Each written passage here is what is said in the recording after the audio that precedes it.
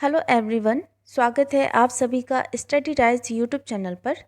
हमारी UPPSC RO ARO PCS की classes चल रही हैं। ये है आज का प्रैक्टिस सेट नंबर 24। जिसने 23 नहीं देखे हैं तो वो लोग प्लेलिस्ट में जाकर देख सकते हैं। एक अलग से प्लेलिस्ट बनी हुई है यूपीपीएससी आरओ एआरओ एग्ज़ाम करके, तो आप वहाँ से जाकर भी चेकआउट कर सकते हैं। और इसके अलावा हमारी टीजीटी, पीजीटी, राजनीति शास्त्र, समाजशास्त्र और अर्थशास्त्र और हिंदी की भी क्लासेस चल रही हैं। जो भी बच्चा उनकी तैयारी कर रहा है तो एक बार आप प्लेलिस्ट जाकर ज़रूर देखें। तो चलिए फिर आज की वीडियो स्टार्ट करते हैं। तो आज का जो हमने टॉपिक लिया है ये लिया है हिंदी का। तो इसमें देखते हैं पहला क्वेश्चन क्या है। तो इसमें है क्वेश्चन नंबर फर्स्ट, निम्नलिखित में से कौन सा शब्द विशेषण है। अब जो शब्द विशेषण दिया गया है वह हमें बताना है। तो देखो इसमें ऑप्शन दिए गए हैं धर्म, जाति, चमकीला या फिर धन। तो इसमें कौन सा शब्द विशेषण है। जो शब्द विशेषण है वह है ऑप्शन नंबर सी, चमकीला। क्या हो जाएगा इसमें विशेषण? ऑप्शन नंबर सी, चमकीला इसमें विशेषण दिया गया है। तो दिए गए शब्दों में चमकीला विशेषण शब्द है। चमकीला का विशेष शब्द होता है चमक होता है। अगर इसका विशेष पूछ लिया जाता तो क्या हो जाता? चमक हो जाता, चमक होगा। और देखो इसमें अन्य विकल्प दिए गए हैं। जैसे धर्म है तो धर्म एक विशेष्य है। अगर हम इसको विशेषण में चेंज करेंगे तो क्या हो जाएगा? धार्मिक हो जाएगा, धार्मिक। ठीक है। ऐसी ही जाति विशेष शब्द दिया गया है। इसको अगर हम विशेषण में चेंज करेंगे तो क्या हो जाएगा? ये हो जाएगा जातीय हो जाएगा। क्या हो जाएगा? जातीय, जातीय। फिर इसमें दिया गया है धन। धन को अगर हम विशेषण में चेंज करते हैं, बदलते हैं, तो ये हो जाएगा धनी हो जाएगा। ठीक है, धनी हो जाएगा, ये हो जाएगा विशेषण। तो इसमें जो राइट है ये है option number C. Next question के बढ़ते हैं। क्वेश्चन नंबर सेकंड, विशेष विशेषण की दृष्टि से कौन सा शब्द युग्म अशुद्ध है। अब जो अशुद्ध है वह हमें बताना है। तो ऑप्शन में दिए गए हैं दृष्टि, दृष्टिवंत, गुरु, शिष्य, मणि, रत्न, दीपक, तेल। तो विशेष और विशेषण की दृष्टि से कौन सा शब्द है जो कि इसमें अशुद्ध दिया गया है, यानी कि गलत दिया गया है। तो इसमें जो राइट आंसर है ये हो जाएगा ऑप्शन नंबर ए हो जाएगा, यानी कि दृष्टि और दृष्टिवंत, ये इसमें सही आंसर हो जाएगा। तो इसमें जो राइट है ये ऑप्शन नंबर ए। अगले प्रश्न की बढ़ते हैं। क्वेश्चन नंबर 3, निम्नलिखित कथनों में से अशुद्ध कथन है। अब हमें अशुद्ध कथन छांटना है इसमें। तो इसमें दिया गया है जो केवल सर्वनाम की विशेषता बताए उसे विशेषण कहते हैं। ऑप्शन बी है विशेषण द्वारा जिस शब्द की विशेषता प्रकट हो उसे विशेष्य कहते हैं। जिस विशेषण के द्वारा किसी संज्ञा अथवा सर्वनाम के गुण प्रकट हो उसे गुणवाचक विशेषण कहते हैं। जो विशेषण विशेष्य और क्रिया के बीच आए उसे विधेय विशेषण कहते हैं। तो क्वेश्चन में ये था कि हमसे अशुद्ध पूछा गया है। तो देखो इसमें जो अशुद्ध दिया गया है ये दिया गया है ऑप्शन नंबर ए, जो केवल सर्वनाम की विशेषता बताए उसे विशेषण कहते हैं। ठीक है, ये इसमें ऑप्शन नंबर ए यानी विकल्प ए इसमें राइट आंसर होगा। तो उपयुक्त कथनों में विकल्प ए तार्किक रूप से अशुद्ध है, क्योंकि विशेषण क्या है? विशेषण एक ऐसा विकारी शब्द है जो संज्ञा और सर्वनाम दोनों की विशेषता बतलाता है ना। तो इसमें क्या दिया गया है? केवल सर्वनाम नहीं, केवल सर्वनाम नहीं, संज्ञा और सर्वनाम। तो इसमें जो राइट है ये हो जाएगा option number A right answer होगा।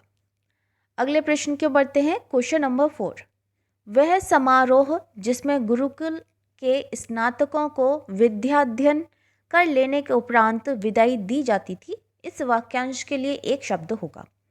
तो समावर्जन, समावास, समावरण, समावर्तन। तो इसमें क्या है? देखो इसमें जो सही है ये है ऑप्शन नंबर डी, समावर्तन। क्या कहते हैं उसको? समावर्तन कहते हैं। तो वह समारोह जिसमें गुरुकुल के स्नातकों को विद्याध्ययन कर लेने के उपरांत विदाई दी जाती थी, इस वाक्यांश के लिए एक शब्द है, तो उसको हम बोलते हैं समावर्तन कहते हैं। अच्छा, प्राचीन काल में गुरुकुल में शिक्षा पूर्ण होने के पश्चात जब विद्यार्थी गुरु द्वारा उपदेश देकर विदाई की जाती थी तो उसे हम क्या कहते थे? समावर्तन संस्कार कहते हैं। तो इसमें जो सही है ये हो जाएगा option number D right answer होगा। नेक्स्ट है क्वेश्चन नंबर 5, विलोम की दृष्टि से निम्नलिखित में से एक सही युग्म है। अब जो सही युग्म है वह हमें पहचानना है। तो तांडव, मांडव, अनृत, ऋत, मुक्त, विमुक्त, विभावना, सद्भावना। तो विलोम की दृष्टि से इसमें शुद्ध युग्म हमें पहचानना है। तो फिफ्थ का जो राइट आंसर है ये हो जाएगा ऑप्शन नंबर बी आंसर इसमें राइट आंसर होगा, यानी कि अनृत, रथ। ठीक है, तो अनृत का विलोम शब्द रथ होता है। और देखो इसमें दिया गया है मुक्त। मुक्त का जो विलोम होगा ये हो जाएगा वध हो जाएगा। ठीक है, विमुक्त नहीं होगा, इसकी जगह क्या होगा, इसकी जगह हो जाएगा वध, वध। ठीक है, और या बंधा हो जाता है ना। और इसमें दिया गया है तांडव। तो तांडव का जो तांडव दिया गया है इसका तांडव का मांडव नहीं होगा, बल्कि क्या होगा, तांडव का हो जाएगा लास्य हो जाएगा। ठीक है, तांडव का क्या हो जाएगा, लास्य, लास्य। फिर दिया गया है विभावना। तो विभावना का सद्भावना नहीं होता, बल्कि क्या होता है विभावना का, तो ये होता है विशेषोक्ति। विभावना का क्या होता है, विशेषोक्ति होता है विलोम शब्द। तो इसमें जो सही है ये है option number B right answer होगा। नेक्स्ट है क्वेश्चन नंबर 6। निम्नलिखित में से विलोम का अशुद्ध युग्म है। अब विलोम का जो इसमें अशुद्ध युग्म दिया गया है वह कौन सा दिया गया है, तो देखो अशुद्ध पहचानना है। अनंत, असीम, कुशल, अकुशल, अधर्म, धर्म, जड़, चेतन। तो निम्नलिखित में से विलोम का जो अशुद्ध शब्द दिया गया है ये हो जाएगा ऑप्शन नंबर ए आंसर इसमें राइट आंसर होगा, ऑप्शन नंबर ए। अनंत का जो विलोम शब्द होता है ये होता है सीमित होता है।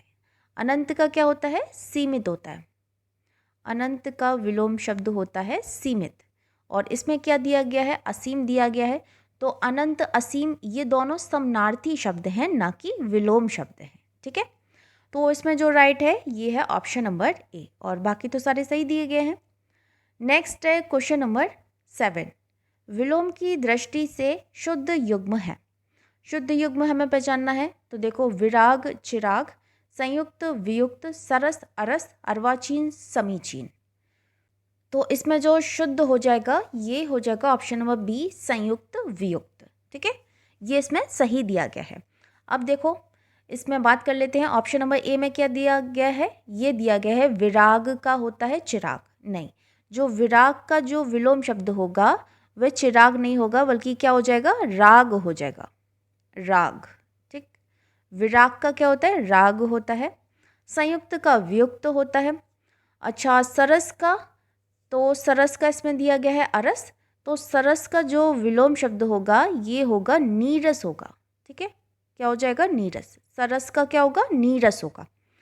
फिर दिया गया है अर्वाचीन। तो अर्वाचीन का समीचीन, तो ये गलत दिया गया है, समीचीन नहीं होगा। इसमें क्या हो जाएगा अर्वाचीन का, तो ये हो जाएगा प्राचीन हो जाएगा, प्राचीन हो जाएगा। तो इसमें जो सही है 7 का राइट आंसर होगा, ऑप्शन नंबर बी इसमें सही आंसर हो जाएगा। शुद्ध युग्म हमसे पूछा था तो ऑप्शन नंबर बी में बिल्कुल सही दिया गया है। नेक्स्ट है क्वेश्चन नंबर 8। निम्नलिखित वाक्यों में से एक वाक्य अशुद्ध है, वह हमें पहचानना है। तो देखो सबसे पहले दिया गया है छात्रों ने पंडित नेहरू को अभिनंदन पत्र अर्पित किया। दूसरा है महादेवी ने सरस्वती को श्रद्धा सुमन अर्पित किया। तीसरा है इसमें रानी ने बुद्ध को अहिंसा भाव अर्पित किया। और चौथा है छात्रों ने पंडित नेहरू को अभिनंदन पत्र प्रदान किया। तो एक इसमें अशुद्ध वाक्य हमें पहचानना है कि इन चारों में से अशुद्ध कौन सा दिया गया है। तो इसमें जो राइट है ये हो जाएगा ऑप्शन नंबर डी इसमें सही आंसर होगा। तो प्रस्तुत विकल्पों में से विकल्प डी अशुद्ध वाक्य है, जिसका शुद्ध रूप हो जाएगा, देखो छात्रों ने पंडित नेहरू को अभिनंदन पत्र अर्पित किया। ठीक है, छात्रों ने पंडित नेहरू को अभिनंदन पत्र अर्पित किया। तो इसमें प्रदान का प्रयोग बड़ों की ओर से छोटे के लिए होता है, जबकि अर्पण का प्रयोग छोटों की ओर से बड़ों के लिए होता है। ठीक है, और तो इसमें बाकी सही दिए गए हैं। तो इसमें जो राइट है ये है ऑप्शन नंबर डी। नेक्स्ट है क्वेश्चन नंबर 9। इनमें से शुद्ध वर्तनी का शब्द है, शुद्ध वर्तनी हमें पहचानना है। तो देखो इसमें फर्स्ट है हिंस, भास्कर, रुपया या फिर वदाम, है ना। तो इसमें शुद्ध वर्तनी का हमें शब्द पहचानना है। तो 9 का जो राइट आंसर होगा ये हो जाएगा ऑप्शन नंबर ए, इसमें सही दिया गया है। क्या हो जाएगा? ऑप्शन नंबर ए इसमें राइट आंसर दिया गया है। तो देखो इसमें और जो बाकी हैं, तो भास्कर, तो भास्कर का जो शुद्ध रूप होता है ये किस प्रकार से लिखा जाता है? इसमें आता है आधा सा, भास्कर, ठीक है, भास्कर। रुपया, है ना, तो रुपया में क्या होता है? ये इस तरह से बनता है रुपया, और इसमें दिया गया है बादाम, तो बादाम नहीं होता, क्या होता है? बादाम होता है। तो इसमें जो राइट है ये है option number A, right answer होगा। नेक्स्ट है क्वेश्चन नंबर 10। निम्नलिखित में से एक वाक्य अशुद्ध है। अब जो अशुद्ध वाक्य है वह पहचानना है। तूफान में सैकड़ों लोग मर गए। दूसरा आदमी कौन था? डॉक्टर ने अस्पताल का निरीक्षण किया। सड़क के दोनों ओर आलीशान इमारतें हैं। इसमें अशुद्ध वाक्य हमें पहचानना है। तो देखो पहले में ही समझ में आ रहा है क्या दिया गया है, इसमें तूफान दिया गया है ना। तो क्या हो जाएगा? ऑप्शन नंबर ए इसमें राइट आंसर होगा। तूफान को हम कैसे लिखते हैं? तूफान लिखते हैं, बड़े ऊ की मात्रा आती है इसमें, है ना। तो इसमें जो राइट है ये है ऑप्शन नंबर ए। नेक्स्ट है क्वेश्चन नंबर 11। जो तुरंत कोई युक्ति सोच ले उसे कहते हैं सर्वज्ञ, दूरदर्शी, प्रत्युत्पन्नमति, दार्शनिक। तो जो तुरंत कोई युक्ति सोच ले उसको कहते हैं, क्या कहते हैं? तो ये कहते हैं प्रत्युत्पन्नमति, ठीक है। तो इसमें क्या हो जाएगा? Option number C right answer होगा। अच्छा, और इसमें दिया गया है सर्वज्ञ। तो जो सर्वज्ञ शब्द है इसका वाक्यांश क्या होगा? ये हो जाएगा जिसे सारी बातों का ज्ञान हो उसको हम क्या कहते हैं? सर्वज्ञ कहते हैं। फिर इसमें दिया गया है दूरदर्शी। तो वह व्यक्ति जो दूर तक की बात पहले से ही सोच ले उसको हम क्या कहेंगे? दूरदर्शी कहेंगे। फिर इसमें दिया गया है दार्शनिक। तो दार्शनिक क्या है? वह व्यक्ति जो दर्शन का ज्ञान हो उसको हम क्या कहते हैं? दार्शनिक कहते हैं, जिसे दर्शन का ज्ञान हो। तो इसमें जो राइट है ये हो जाएगा option number C, right answer होगा। नेक्स्ट है क्वेश्चन नंबर 12। यह कमीज उजली है। इस वाक्य में कमीज शब्द है, विशेषण है, विशेष्य है, क्रिया विशेषण है या फिर सर्वनाम है। तो यह कमीज उजली है, इस वाक्य में कमीज जो शब्द दिया गया है ये क्या हो जाएगा? तो ये हो जाएगा विशेष्य हो जाएगा। इसका क्या हो जाएगा? विशेष्य। तो देखो यह कमीज उजली है, वाक्य में जो कमीज जो शब्द है इसको ये क्या है? ये एक विशेष्य है। अच्छा, इसमें विशेषण क्या होता है? जो संज्ञा व सर्वनाम की विशेषण बताए उसको हम क्या कहते हैं? विशेषण कहते हैं। और जिसकी विशेषता बताई जाए उसको हम क्या कहते हैं? विशेष्य कहते हैं। तो इसमें क्या हो जाएगा? कमीज जो शब्द है ये क्या हो जाएगा? ये हो जाएगा विशेष्य हो जाएगा, यानी कि option number B right answer होगा। नेक्स्ट है क्वेश्चन नंबर 13। जिसके हृदय में ममता ना हो उसे कहेंगे तो निर्दय, निर्भीक, निरशंस या फिर निर्मम। तो जिसके हृदय में ममता ना हो उसको हम क्या कहते हैं? तो उसको हम कहते हैं निर्मम कहते हैं। क्या कहते हैं? निर्मम। तो जिसके हृदय में ममता ना हो उसे निर्मम कहा जाता है। अच्छा, जिसके हृदय में ममता ना हो उसको हम निर्मम कहते हैं, ठीक है। अब जिसके हृदय में दया ना हो तो उसको हम क्या कहेंगे? निर्दय कहेंगे, है ना। जिसके हृदय में दया ना हो उसको हम क्या कहेंगे? निर्दय कहेंगे। और जो भय से रहित हो तो उसको हम क्या कहते हैं? निर्भीक कहते हैं। जो भय रहित हो उसको हम क्या कहते हैं? निर्भीक कहते हैं। तो इसमें जो राइट है 13 का राइट आंसर हो जाएगा ऑप्शन नंबर डी। नेक्स्ट है क्वेश्चन नंबर 14। भक्त का तद्भव क्या है? जो भक्त जो शब्द है इसका तद्भव क्या होगा? तो देखो भगत हो जाएगा, श्रद्धा, प्रेम या फिर भाव। तो इसमें जो राइट आंसर है ये है ऑप्शन नंबर ए, भगत, ठीक है। भक्त का तद्भव क्या है? भगत हो जाएगा। तो भक्त का तद्भव भगत होता है। अच्छा, इसमें और ऑप्शन दिए गए हैं, देखो भाप ये एक तद्भव शब्द है। अगर हम इसका तत्सम करेंगे तो क्या हो जाएगा? बाष्प हो जाएगा, ठीक है। क्या हो जाएगा? बाष्प। और इसमें दिया गया है श्रद्धा, श्रद्धा का तत्सम जो शब्द होता है ये श्रद्धा होता है, ठीक है। श्रद्धा का तत्सम जो शब्द होता है ये श्रद्धा होता है, यानी कि ये तत्सम दिया है, अगर इसका तद्भव पूछ लिया जाए तो ये हो जाएगा श्रद्धा, हो जाएगा श्रद्धा। तो 14 का राइट आंसर हो जाएगा option number A. Next question की बढ़ते हैं। क्वेश्चन नंबर 15, निम्नलिखित में से कौन सा शब्द तद्भव है? तो अब बताइए इसमें कौन सा शब्द तद्भव है? पसीना है, पकवान है, पश्चाताप है, पुत्र वधू है। तो इसमें जो 15 का जो राइट आंसर है ये है ऑप्शन नंबर ए, पसीना। तद्भव पूछा गया था, ऑप्शन नंबर ए इसमें पसीना हो जाएगा। अगले प्रश्न की बढ़ते हैं। क्वेश्चन नंबर 16, इसमें से तत्सम तद्भव का एक युग्म अशुद्ध है, वह है। एक युग्म इसमें अशुद्ध दिया गया है, वह हमें पहचानना है। तो देखो, उपाध्याय, ओझा, श्रेष्ठ, सेठ, अग्निष्ठ, अंगीठा, आद्रक, अदरक, ठीक है। तो तत्सम तद्भव का युग्म इसमें एक अशुद्ध दिया गया है, तो वह कौन सा हो जाएगा? ये हो जाएगा ऑप्शन नंबर बी, श्रेष्ठ सेठ, श्रेष्ठ सेठ, ठीक। तो इसमें जो सेठ है ये तो है तद्भव, और जो सेठ का जो तत्सम जो रूप होगा वह हो जाएगा श्रेष्ठी, हो जाएगा, ठीक है, श्रेष्ठी हो जाएगा, श्रेष्ठी, ठीक। तो इसमें जो राइट है ये है ऑप्शन नंबर बी। अशुद्ध हमसे पूछा था तो option number B right answer होगा। नेक्स्ट है क्वेश्चन नंबर 17, बाजार में बहुत घोड़े आए हैं, इस वाक्य में विशेषण की दृष्टि से इनमें बहुत शब्द है। बाजार में बहुत घोड़े आए हैं, इस वाक्य में विशेषण की दृष्टि से इनमें जो बहुत है शब्द है वह क्या है? तो निश्चित परिमाण बोधक विशेषण है, अपूर्णांक बोधक विशेषण है, तुलनात्मक विशेषण है, या फिर अनिश्चित परिमाण बोधक विशेषण है। तो 17 का जो राइट आंसर है ये हो जाएगा ऑप्शन नंबर डी, इसमें राइट आंसर होगा, यानी कि अनिश्चित परिमाण बोधक विशेषण है। तो बाजार में बहुत घोड़े आए हैं, इसमें जो बहुत जो शब्द दिया गया है ये क्या है? ये अनिश्चित परिमाण बोधक विशेषण है। अच्छा, अनिश्चित परिमाण वाचक विशेषण वाक्य में प्रयुक्त होने वाले ऐसे शब्द हैं जो हमें किसी संज्ञा अथवा सर्वनाम के लिए निश्चित मात्रा अथवा परिमाण का बोध नहीं कराते हैं, है ना। तो ऐसे शब्द को हम क्या कहते हैं? अनिश्चित परिमाणवाचक विशेषण कहते हैं।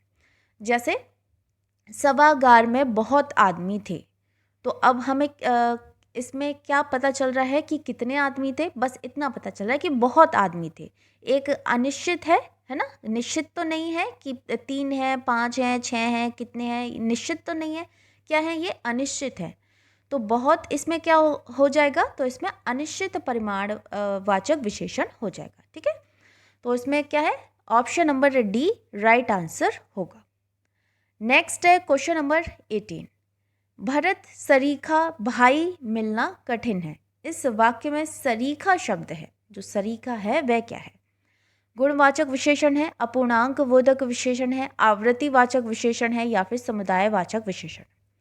तो भरत सरीखा भाई मिलना कठिन है, तो इसमें जो सरीख है, सरीखा है, जो भी है, तो इसमें ये है ऑप्शन नंबर ए, गुणवाचक विशेषण है। क्या है? गुणवाचक विशेषण।